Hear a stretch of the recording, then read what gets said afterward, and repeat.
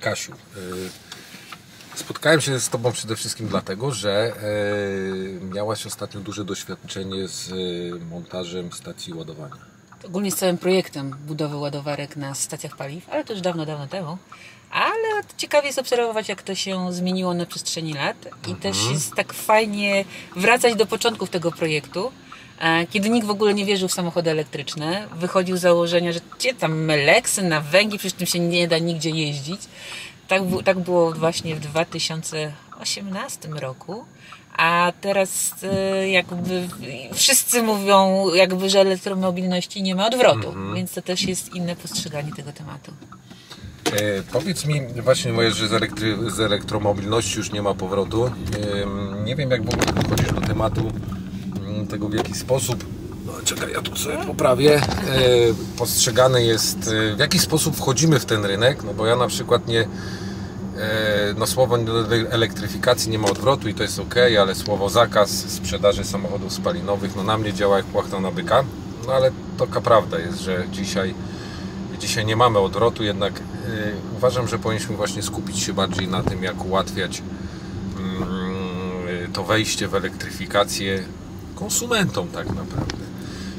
I takie mam do Ciebie w zasadzie takie pytanie, jak w ogóle widzisz przyszłość i możliwości rozwoju całej infrastruktury, patrząc już na swoje doświadczenie, tak? Czyli ile trwa mniej więcej proces uzyskania zgód, począwszy, że mamy, nie wiem, puste miejsce, począwszy od pozyskania zgód, jakie są możliwości, bo to, że my chcemy coś zrobić, to jest jedno, a dwa, czy my możemy. Zaczyna się tak naprawdę po pierwsze od miejsca, gdzie chcemy tą ładowarkę zbudować. Wiele firm. To, co się zmieniło tak naprawdę na rynku polskim, to jest to, że weszło już wiele różnych inwestorów, czy prywatnych, polskich, czy zagranicznych, czy firmy polskie rozwijają budowę sieci ładowania, więc jakby pieniędzy na rozwój infrastruktury do ładowania nie brakuje. Problemy są gdzie indziej. Po pierwsze, poszukanie lokalizacji. Jeśli jest się stacją benzynową, super. Nie musimy, mamy swoje miejsce, możemy zbudować tą ładowarkę. Natomiast problem zaczyna się gdzie indziej, kiedy chcemy pozyskać taką lokalizację, czy w galerii handlowej, czy przy stadionie. Wtedy już przychodzą różne firmy i mówią, że ten da tyle, ten da tyle, ten da tyle. No i ten właściciel tej lokalizacji się zaczyna zastanawiać, no dobrze, to ale może przyjdzie ten 7, który da mi jeszcze więcej. Więc to w jakiś tam sposób rzeczywiście blokuje postawienie tej ładowarki. To jest jeden punkt. Czyli pozyskanie lokalizacji. Drugi element to jest przyłącze. Możemy zbudować wolne ładowarki. Tutaj to jest kilkadziesiąt do 40 kW mocy przyłączeniowej. Możemy albo, jeżeli taki stadion czy galeria handlowa ma nadmiarową moc, z tego skorzystać. Natomiast według mnie lepiej podłączać ładowarkę na osobnym przyłączu. Dlaczego? Po pierwsze, to przyłącze, koszt zbudowania przyłącza jest niższy, a tak naprawdę też można skorzystać z e-taryfy, czyli jakby operator sieci dystrybucyjnej czy sprzedawca energii wie, że tam jest ładowarka i tam może być wykorzystana tańsza energia, może być sprzedawana tańsza energia dla operatora stacji ładowania, więc to jest taki benefit. No ale dobrze, składam wniosek o warunki przyłączeniowe i czekam. W przeciągu miesiąca powinnam dostać odpowiedź, tak czy nie, Powinnaś, to znaczy, powinnam. Jest 30 dni ustawowych na odpowiedź. Tylko w tym odpowiedzi jest napisane, że te przyłącze będzie zbudowane i teraz jest ciekawie, za 18 miesięcy, za 24 miesiące i to też od daty podpisania tych warunków przyłączeniowych i zapłaty zaliczki. I od tej pory liczy się ten czas.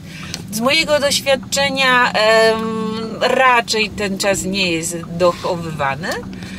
I należy się liczyć, że taki czas budowy przyłącza to jest tak, jak dobrze pójdzie, to 2 lata tak naprawdę.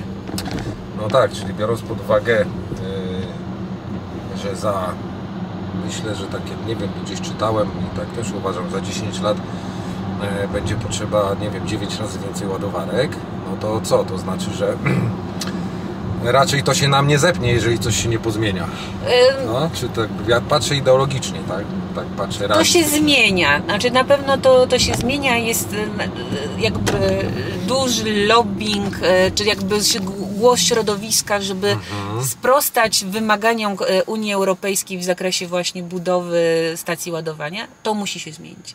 I w dużej mierze nie jest to spowodowane jakby problemami technicznymi, tylko raczej biurokracją będącą za całym procesem. Więc tutaj odpowiednie instrumenty, czy specustawa, która pomoże takie przyłącza szybciej budować, na pewno będzie bardziej pomocna.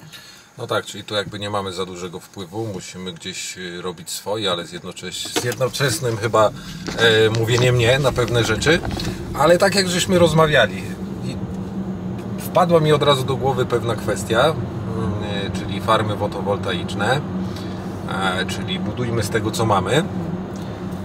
I pytanie, czy na przykład nie dałoby rady wykorzystać tych farm fotowoltaicznych do postawienia ładowarek, jednej, dwóch, no może nawet jednej, postawienia jakichś tam boksów, w którym będzie można chwilę mieć dla relaksu i oczywiście obrędować to marketingowo, może by to się ekonomicznie spinało. No bo jeżeli już to mamy, no to dlaczego tego nie wykorzystać? No biurokracji już chyba wtedy nie ma aż tak. No tak, tylko że te farmy fotowoltaiczne są zbudowane tak pośrodku niczego, że tak powiem. Poza tym jednak sprzedając energię do sieci, odbiorca, czyli ten operator ma obowiązek przyjęcia energii ze źródeł odnawialnych jako pierwszej, więc na pewno to jest to. Znaczy wydaje mi się, że jak coś robić, to robić dobrze i lepiej wykorzystać tą infrastrukturę, która gdzieś tam jest, czyli właśnie jakieś tam stacje, mopy, parkingi przy drogach, a nie gdzieś tam te farmy fotowoltaiczne, do których trzeba byłoby zjeżdżać, dojeżdżać, budować jeszcze asfalt, drogę i tego typu rzeczy. Więc jakby bardziej zachęcam do korzystania, jeżeli ktoś ma możliwość oczywiście zbudowania sobie na swoim dachu, jeżeli ma domek, swojej małej takiej instalacji fotowoltaicznej i wtedy jazda samochodem elektrycznym tak naprawdę go prawie nic nie kosztuje. No tak, z tym się zgodzę, szczególnie, że no, dzisiaj jest taki fame, ja się przynajmniej spotykam z takimi słowami, hasłami, że nie ma infrastruktury, że prąd jest drogi, że jazda elektrykiem kosztuje tyle samo co dieslem. Ja powiem Ci, bardzo nie lubię takich uproszczeń i fakt, jeżeli na przykład przychodzi do mnie klient i zastanawia się nad elektrykiem, pierwsze pytanie to nie zadaję mu, jaki chciałby samochód, tylko w jaki sposób jeździ, czy więcej jeździ w trasie, Dokładnie. czy więcej jeździ w mieście. I jeżeli więcej jeździ w trasie, to zastanawiam się, czy To nie jest elektryk. to nie jest elektryk jeszcze, ale oczywiście zanim mu to powiem, to pytam się go, czy ma czas na podstosowanie się pod ten trend, bo on się w dzisiejszych czasach nie postosuje pod niego. Jeżeli mówi, że nie, no to od razu mówię, że elektryk nie na dzisiaj, ale jeżeli ktoś mieszka w domu, to uważam, że jak najbardziej. 70% naszych jazd tak naprawdę domowych to nie przekracza dziennie 50 km. I 50 km to jest zazwyczaj dowiezienie dzieci do szkoły, pojechanie na zakupy, dojazd do pracy. I to taki elektryk starczy zdecydowanie na pokonanie tych dystansów. Też można podejść do tego, jak już tak efekt długofalowo, że teraz każde nowe samochody już te zasięgi mają znacząco większe. No tu widzę, że mamy ponad 300 km. Czyli... Ale zobacz, naciśniemy guzik max ogrzewanie. No ale tak 5 dni mogę jeździć tym elektrykiem. Tak. Więc nie jest aż tak źle. Natomiast jeżeli ktoś ma możliwość podłączenia sobie tej ładowarki w swoim garażu, to naprawdę samochód elektryczny jest dla niego bardzo komfortowym, przyjemnym, cichym środkiem transportu.